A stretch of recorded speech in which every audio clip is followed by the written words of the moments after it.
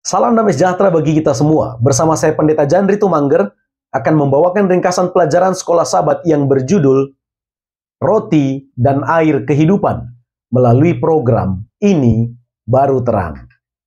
Saya akan membagi pelajaran sekolah Sabat kita ke dalam 3 bagian untuk memudahkan kita memahaminya.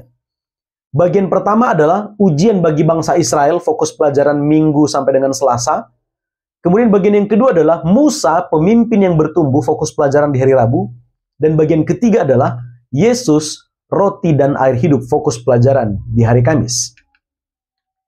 Pelajaran kita sepanjang minggu ini membahas tentang perjalanan panjang yang akan dilalui bangsa Israel, serta masalah atau ujian yang akan mereka hadapi yang akan terjadi di depan, dan itu akan menjadi bagian dari pertumbuhan kerohanian mereka dalam perjalanan ini.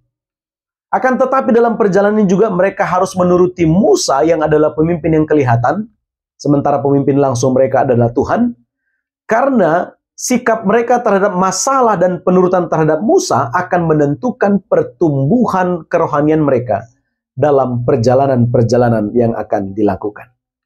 Mari kita masuk ke bagian yang pertama. Ujian bagi bangsa Israel, fokus pelajaran Minggu sampai dengan Selasa. Kita perhatikan tabel ini. Di bagian atas ada fokus, ujian, reaksi Israel, tindakan Tuhan, dan juga pelajaran. Fokus pelajaran di hari Minggu, ujian yang mereka hadapi adalah mereka 3 hari tanpa air. Akhirnya mereka ketemu air di Mara, tapi rasanya pahit dan tidak dapat diminum. Lalu respon atau reaksi bangsa Israel dalam situasi ini adalah mereka bersungut-sungut karena sudah 3 hari tanpa air, begitu ketemu air, rasanya pahit, tidak dapat diminum. Lalu kemudian mereka bersungut dan Tuhan melakukan tindakannya melalui Musa. Tuhan membuat air itu menjadi manis atau menjadi dapat diminum. Dan kemudian pelajaran yang bisa kita dapat adalah kita perlu sabar menunggu waktu Tuhan.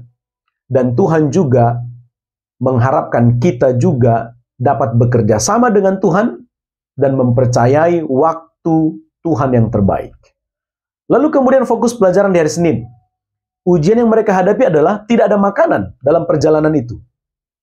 Lalu reaksi bangsa Israel dalam situasi itu, mereka juga kembali bersungut karena tidak ada makanan. Bahkan mereka mengingat kembali masa lalu mereka ketika di Mesir. Mereka tersedia makanan di sana.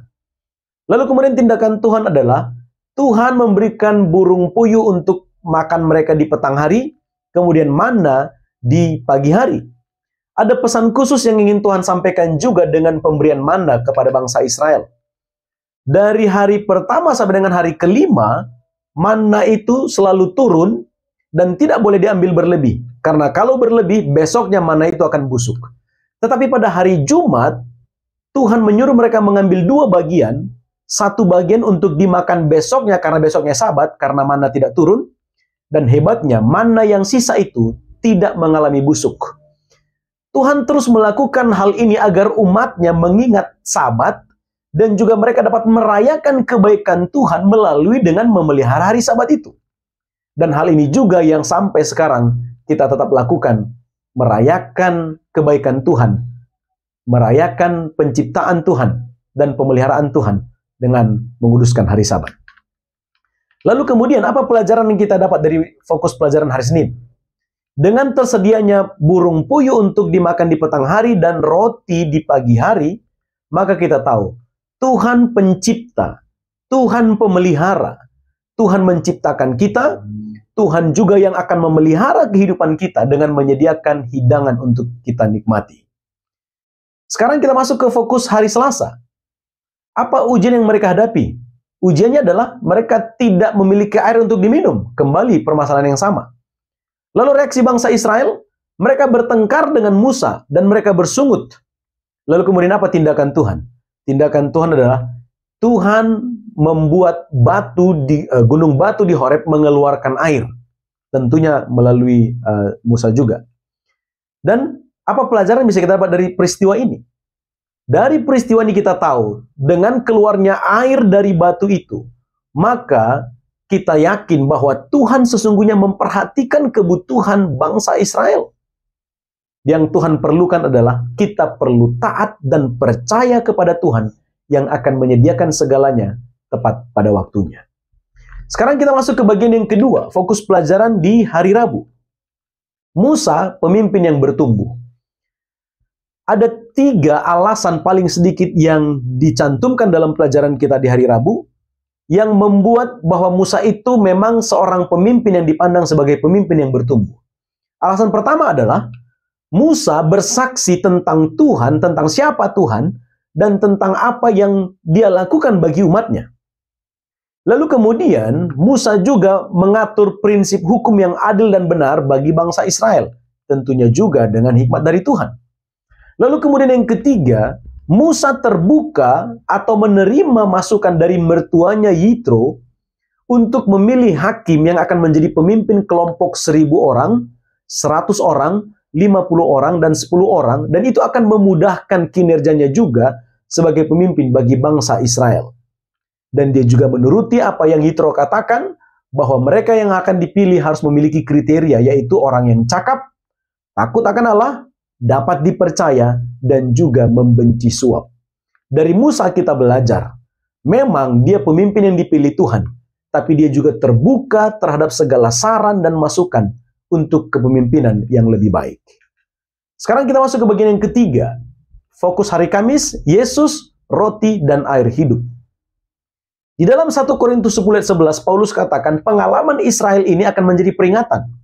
Pertanyaannya, apa pengalaman Israel yang bisa menjadi peringatan bagi kita sampai sekarang?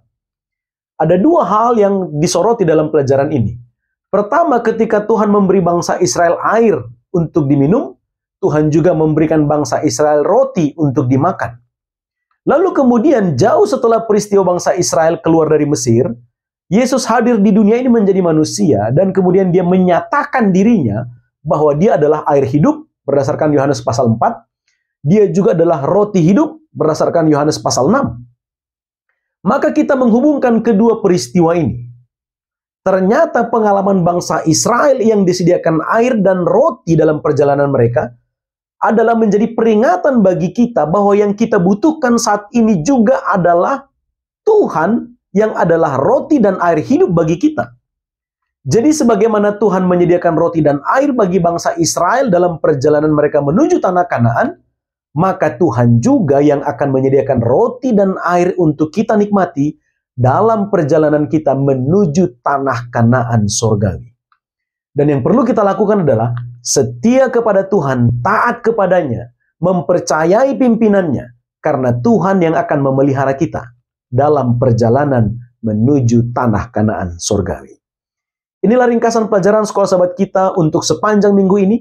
Semoga membantu Anda memahami pelajaran ini ketika Anda secara pribadi menyelidikinya, mempelajarinya di tempat masing-masing, dan kita akan mendapat berkat rohani lewat pelajaran ini. Terima kasih, Tuhan memberkati.